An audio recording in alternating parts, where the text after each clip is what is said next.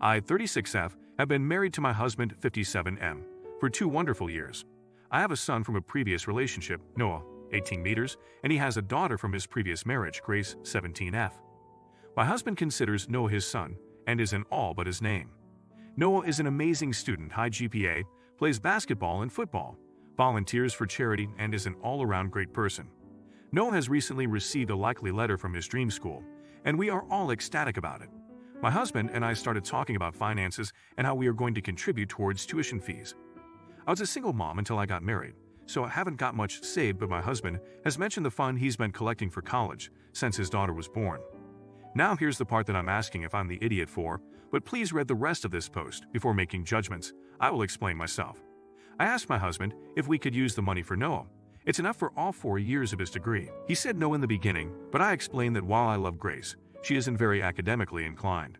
Average GPA, no extracurriculars, and has even said that she's going to the community college close by for the first 2 years. Plus, she's a junior. We have a whole year to start building up another college fund for her. My husband is still on the fence, but at least he's not sticking with no. He wanted to talk to his daughter first and reiterate what I said above. It did not go well. He said there was screaming involved and included her calling my son and I names that I will not be repeating here. Accusing him of cheating on her mother, which is completely false, and she knows it. We met 3 years ago, 7 months after his divorce. I've been getting a barrage of texts and voicemails from his ex-wife's side of the family, calling me all sorts of names.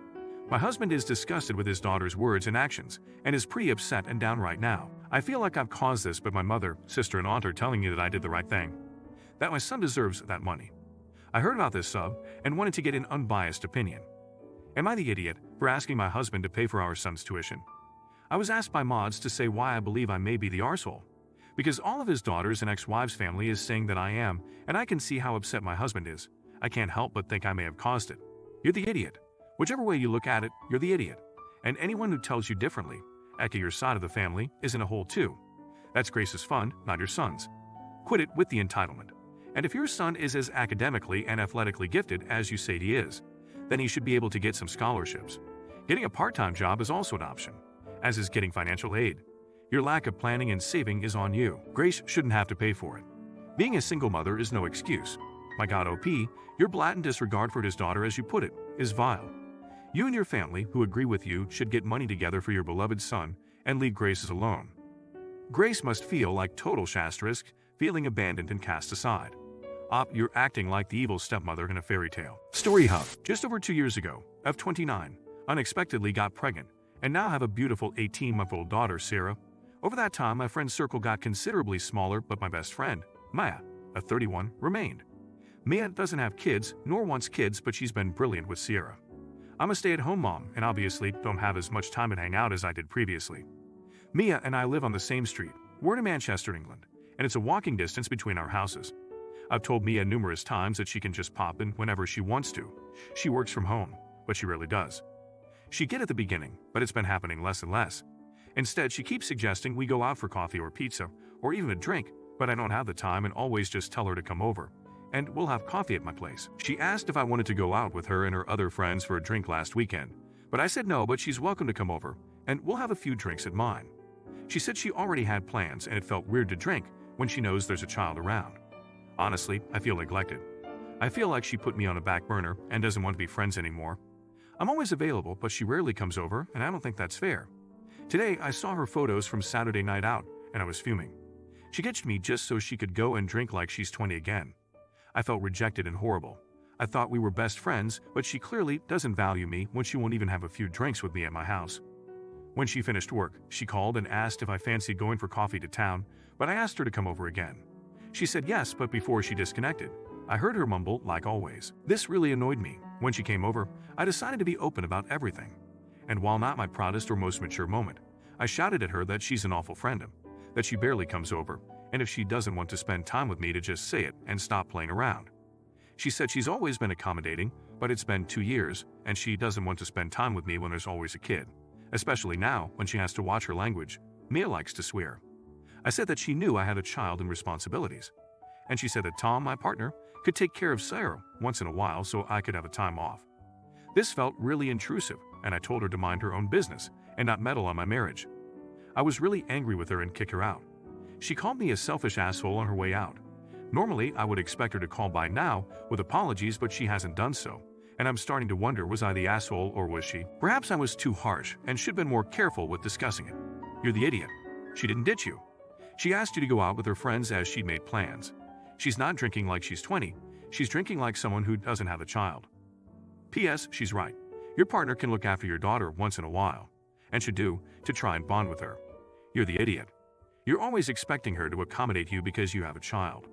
She's been coming over to your house for over a year because she understands your life has changed.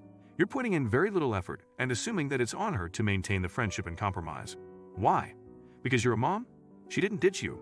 You've been a shitty friend for a while, and she's probably done with you. If you're enjoying the video, drop a like. As a graduation present for my niece, my sister, and brother-in-law, let her choose where they spend their 2-week annual holidays, and my niece chose Courchevel, France.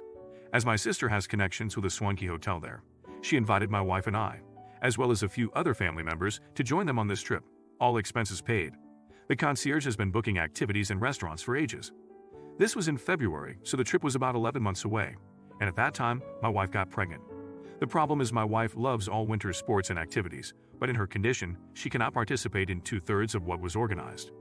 My sister said it's fine. The hotel has 2 floors of spa and wellness facilities, and there's plenty to do outside of physical activities in the area, which some other family will be doing anyway, and we can always ask the concierge for appropriate experiences. This won't work as my wife doesn't like being left out, and winter really is her favorite season, and we can't afford a trip like this ourselves. It's really upsetting that she won't be part of the group to go mushing or skiing or fat biking, and she'd have to see photos or hear about it later. I've asked my sister if we can't postpone the trip, but she said that's out of the question as my niece goes to college in February and so much time and money went into this trip already. Maybe we could go somewhere warm where my wife won't feel as bad for not participating in water activities, but my sister said this wasn't a decision for us to make. We're just guests. We just come to a standstill where I called her selfish and inconsiderate, and she said that's hypocritical since I want to change 8 people's plans due to my family planning. She told our parents about our talk, and they called and told me to prepare my wife and I for being unable to attend or do many things in the upcoming years. Parenting means putting your own wishes aside. They told us to be glad for the trip we'll have even if we can't do everything as planned. We'll need to learn to be flexible soon anyway. But I feel like that's beyond the point. This trip was organized to make everyone happy, and now my wife will be excluded from most of it, if it just feels really unfair to her, especially when this can all be scheduled for next July or something. You're the idiot. The plans are made. Things are booked, and this is a special trip for your niece. There are things for your wife to do. She may not be deliriously happy every moment of the trip, but that's life. The world doesn't need to bend over backwards because someone got pregnant. You're the idiot. It's a painfully generous gift already, and you want a DFFER and free vacation present because your wife doesn't like that being pregnant limits her mobility. Yeah, tough shit.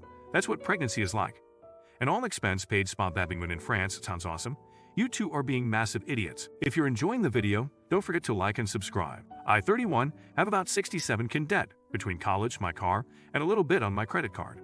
I've been making my monthly payments on all of them, but it will still be many decades before I'm debt-free. My fiancé, 29, is relatively debt-free. This wasn't always the case. She got a few scholarships to help with college, but did still have to take out a few loans to finish things up. She had to get a new car because the old one was cursed and was in more accidents while parked than we can count.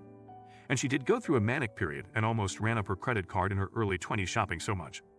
However, she spent a lot of time getting her finances in order, worked multiple side gigs on top of her normal job, which I commend her for, and now is debt-free except for her mortgage, which she makes a ton of extra payments towards, and has almost 300K in investments, savings, etc. I'm very proud of her for everything she's done. Now that we're engaged, we're planning on moving in together.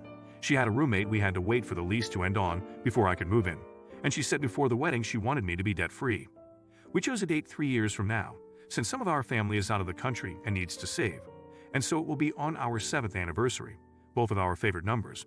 She pulled out a spreadsheet of my debts and pointed out how if I put all of my paychecks, minus maybe $200 a month for fun money, into paying off my debt, I'll be debt-free by the wedding. She would cover everything else, the mortgage, food, bills, insurance, our pets, vacations, date nights, etc. We could then both aggressively save for that last bit of time for a nice honeymoon, and after that focus a good amount of our funds on taking out the mortgage and getting my own savings up to snuff. I thought about it for a day or so and came back with this counteroffer. She pays off my debts and I pay her back in a year and a half, since I wouldn't also have to be paying interest. We would put a bigger dent in the mortgage and still stick to the timeline. She seemed unhappy with this and said she would have to think about it first. I casually mentioned it to my friends over beer to get another perspective, and they said I'm the asshole, and they would do anything have her 2-year offer to get debt-free, and that even if I paid her back, I'd still be taking a 1/5 of her savings for a year and a half. So I'm here for judgment. Am I the asshole? You're the idiot. You're an entitled idiot for not accepting her very generous offer and expecting her to do even more. Your counteroffer is laughable, and she would be an idiot if she agreed to it. Your fiancé agreed to cover all your expenses for 3 years to help you pay off debt. I'd express my sincerest thanks and get ready to start your life together. You're the idiot. Story Hub.